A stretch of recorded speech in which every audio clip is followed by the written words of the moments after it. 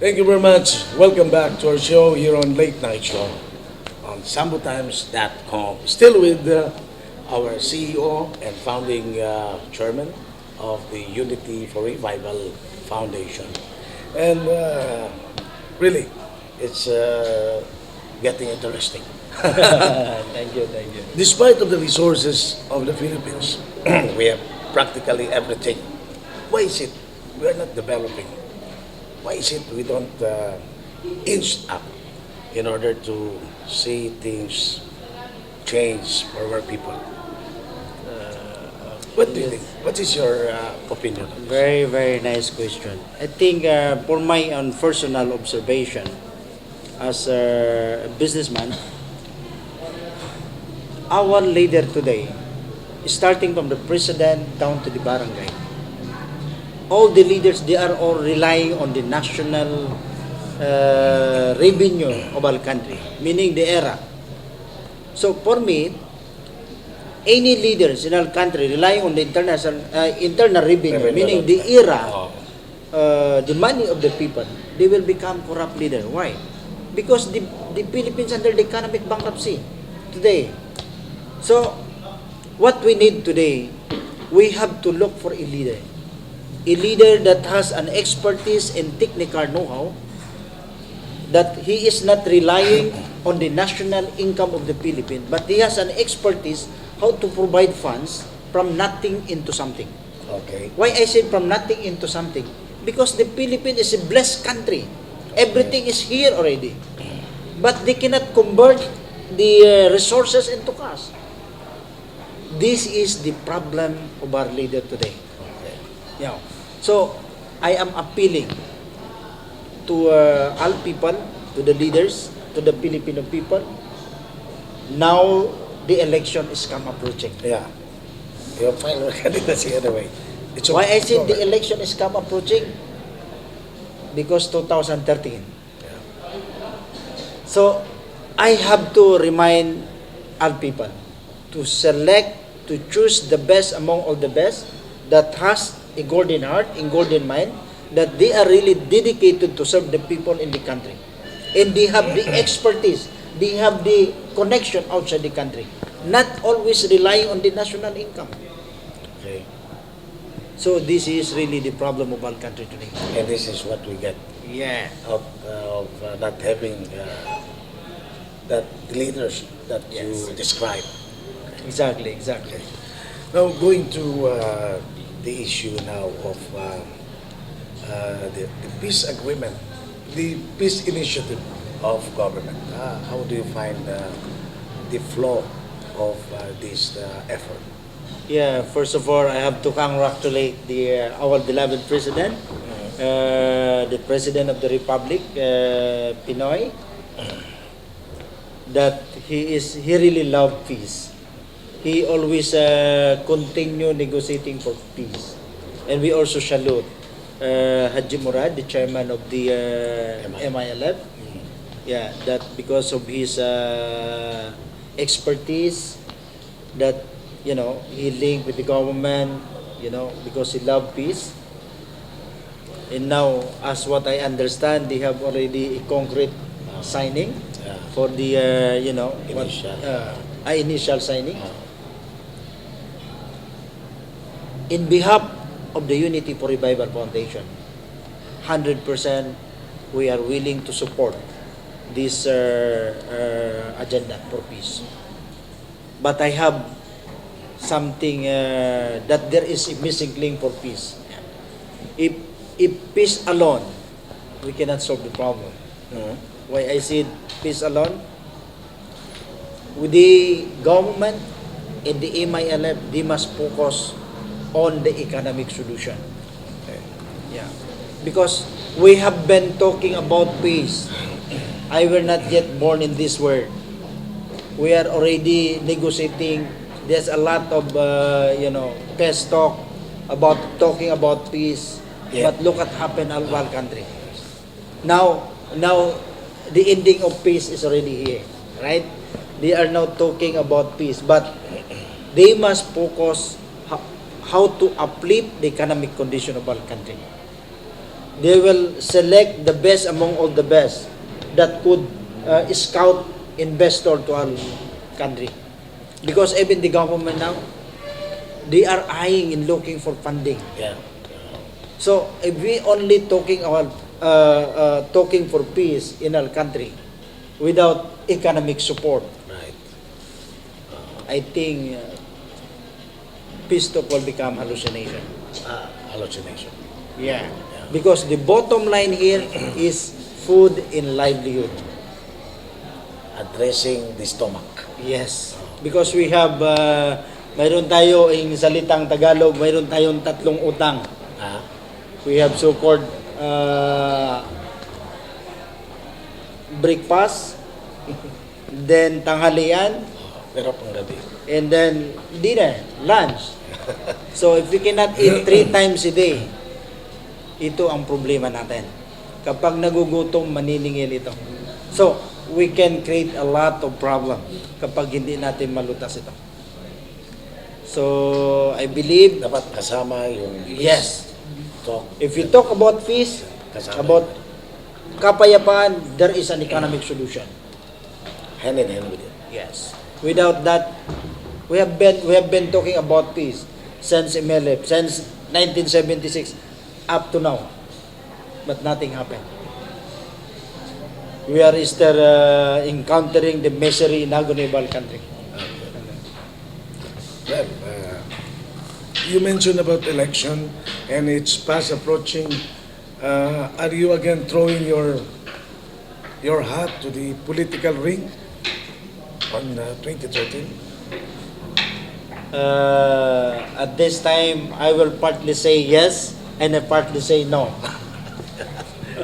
So your option is open. Yes, when I say yes, because as a freelancer business, you know, in politics, without any funds, you cannot engage in politics in the Philippines. But the reason why I've been traveling around the world, looking for funds, because I want to uplift the economic condition of my country, of our country. Because we believe, because of my expertise in technical know-how, we don't want to rely on the national government, and we have to think something how to help the government. As an NGOs, an ordinary citizen, I have my heart, I have my brain, and I have my connection, link in the international world, and I believe with my expertise in cloud, we can do something. How is your Hong Kong-based company? How is it faring? Well, this is a newborn company. We have SIA in Philippines, we have SIA in Hong Kong, we have SIA in British Virgin Island and also in Malaysia. But this is a newborn company. It is more on asset management. Yeah, Asset management. asset management. And you lower And we engage in financing. financing. Yeah. Okay. We can cater small, medium, and large scale, provided that we can follow on the mechanics. Yeah. Number 2, I have to finish that one. Why I said no? Yes, of course. Without financial support, we cannot do for election. Now, we have to scout some associate once everything is in order, and we will officially declare in the national that we will run. But I will not close my door because this is my objectives to help the people. Because why I run? I really want to run. Why? Because we have no boys came from Mindanao. As a Mindanaoan, I want to serve the people in Mindanao. Not only in Mindanao but in entire country. You know, we have 24 senator in our country. 21 in Luzon, 3 in Visayas, none in Mindanao. So where is democracy? You see? Where is equal footing of national representation? Nothing. This is my main reason. Number 2 reason why I should run, because out of 100% income of the national government, 65% came from Mindanao, 35% Luzon and Visayas. Without Mindanao, the Philippines can never stand alone. But everybody knows in terms of the development, the Mindanao people will only receive 5 to 10%. Where is justice and equality in terms of distribution of development? Nothing. So I think Not only me, supposed to be who will, aim to run for senator.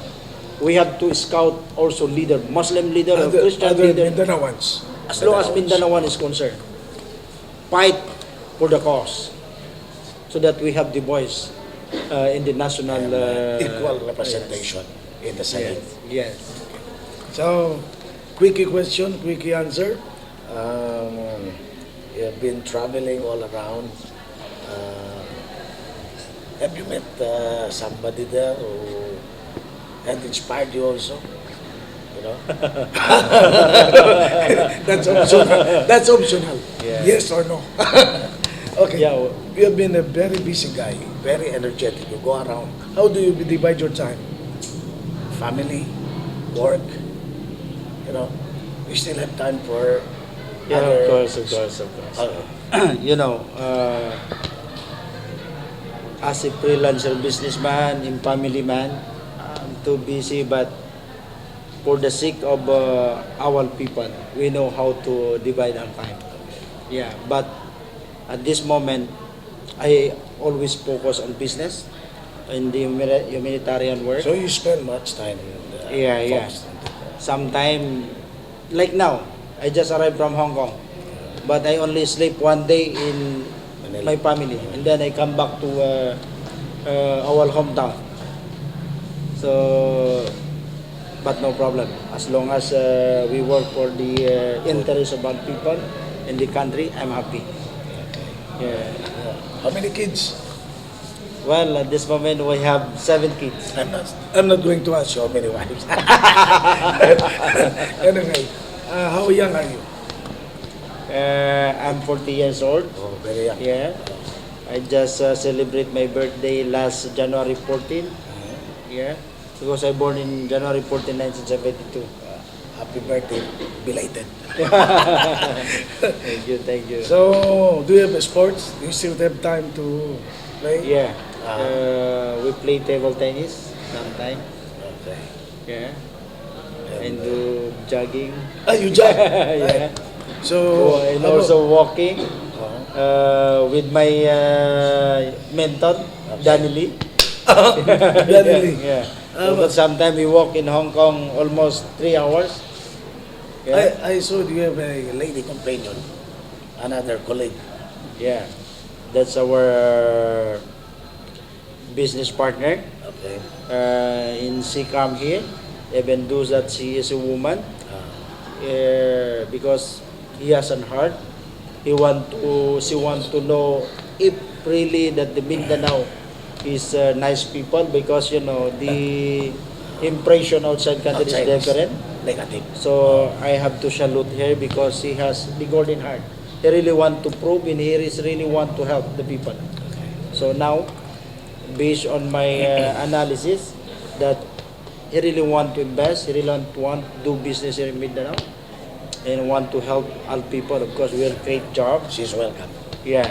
to Mindanao. So I'm very happy in the name of God that she come for the interest of all resources, of course, our people. Okay. So, as a businessman, where do you draw your inspiration? You have a very strong fighting spirit. Well, there is my inspiration, which is our people in Mindanao, Okay. because we have been suffering a lot, almost 600 years. A lot of Muslim killed, massacred, fighting for justice, peace, and freedom until now. They are still in the jungle, in short. Yeah, they are still looking for that. But I advise majority of the leaders, especially the MNLF, today we don't need war. We have to focus on economic development. We have to focus on business. We have to convert our resources into cash so that everybody happy. If there is anybody in the world or leaders that you admire most, who is this? Well, of course, my idol, even though that I never see him in person, my idol is President Ferdinand Marcos. Okay. Why? Why? Because before I against him, in reality, I against Marcos. You are against him. Yeah, because he declared martial law. So, later by later, when I declared, or when I know and analyze everything, that he is a real leader.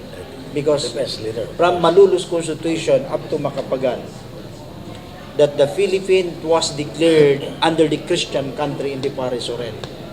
When President Marcos took over to be a president of our country, and then he established the Tripoli Agreement in Libya in 1976, the wisdom of Tripoli Agreement recognizing that the Philippines is not only for the Christian country, but it is also for the Muslim country in the Paris already. So at the same time, President Marcos also, because he's Chinese, yeah, that's the reason I love him. He is Chinese. He know how to unify people, and he's focused on economic development. Okay. Yeah. So it's your idol, huh? Yeah. How about Bongbong now? The son. Do you see the late Marcos in the person of Bongbong Marcos? Yeah, and the person of Bongbong Marcos, when he is a man of principle and honor with dignity. So hopefully that he can follow the footsteps of his father. Yeah. So from here, where are you heading? After you Uh, visit in Zamboanga, Shariff? we're going back to Manila. We will stay 2 days, and then we have to plan. Might be our associate will proceed immediately to Hong Kong, and might be we can also follow next week. So we have had enough of Shariff here, his mission and his being a person. So his thoughts, I suppose, would also inspire our viewers. So thank you very much, Shariff, for this time and this opportunity.